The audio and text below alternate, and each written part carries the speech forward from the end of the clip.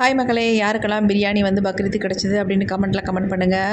இன்றைக்கி எனக்கு வந்து பிரியாணி கிடைக்கலங்க. செம்ம டென்ஷன் ஆயிடுச்சு. அதனால் என்ன பண்ணேன் அப்படின்னா, வாங்க நம்ம மீன் வாங்கி குழம்பு வைக்கலாம் அப்படின்ட்டு மீன் வாங்கி குழம்பு வச்சு வறுவலும் பண்ணியாச்சு. ஆனால் அதுக்கிடையில் இவனுங்க சத்தம் தாங்க முடியல. ஏன்னா மீன் வாசம் வந்தவொடனே பயங்கரமாக டெம்ப்ட் ஆயிடுவானுங்க. சரி, அவனுங்களுக்கு ஒரு இலையை போட்டு மீன் எடுத்து வச்சிடலாம் அப்படின்ட்டு மீனெல்லாம் எடுத்து வச்சிட்டேன். அவனுங்க சாப்பிட்றதுக்கு இல்லாத அலும்பு பண்ணிட்டு உட்காந்துருந்தானுங்க. அதுக்கிடையில் நாங்களும் சாப்பிட்டு ஃபுல்லாக முடிச்சாச்சுங்க. அப்புறமேட்டு கொஞ்சம் நேரம் கழித்து டெம்ப்ட் ஆகி அதுக்கப்புறமேட்டு சாப்பிட ஆரம்பித்தாங்க. அது மீன் இருக்குது பாருங்கள், சுத்தமாக மீன் வந்து சாப்பிடாது. அது ரொம்ப நேரம் ஆகும், கொஞ்சமாக தான் சாப்பிடும், நல்லா தூங்கும். இதுதான் அதோட வேலை. ஆனால் புஷி அப்படி இல்லை, நல்லா சாப்பிடுவான். வயிறை ஃபுல்லாக சாப்பிட்டுட்டு ஃபுல்லாக கத்தி சாப்பிட்ருவான். சாப்பிட்டு முடிச்சுட்டு வீட்டை விட்டு ஓடியே போயிடுவாங்க. 2-3 நாள் கழித்து தான் வருவான். இவனுங்க இப்படி தான் பண்ணுவானுங்க. சரி, கிரைண்டரில் அரிசி ஊற வச்சுருந்தேன்.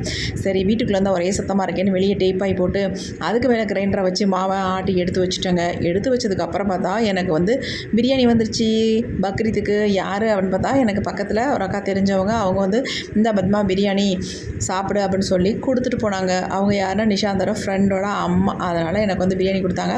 பயங்கர ஹாப்பியாச்சு. பரவாயில்ல, பக்ரீத்துக்கு பிரியாணி சாப்பிடாம இல்லையே, பரவாயில்ல சாப்பிட்டுட்டோம் அப்படின்ற ஒரு சந்தோஷம் இருந்துச்சு.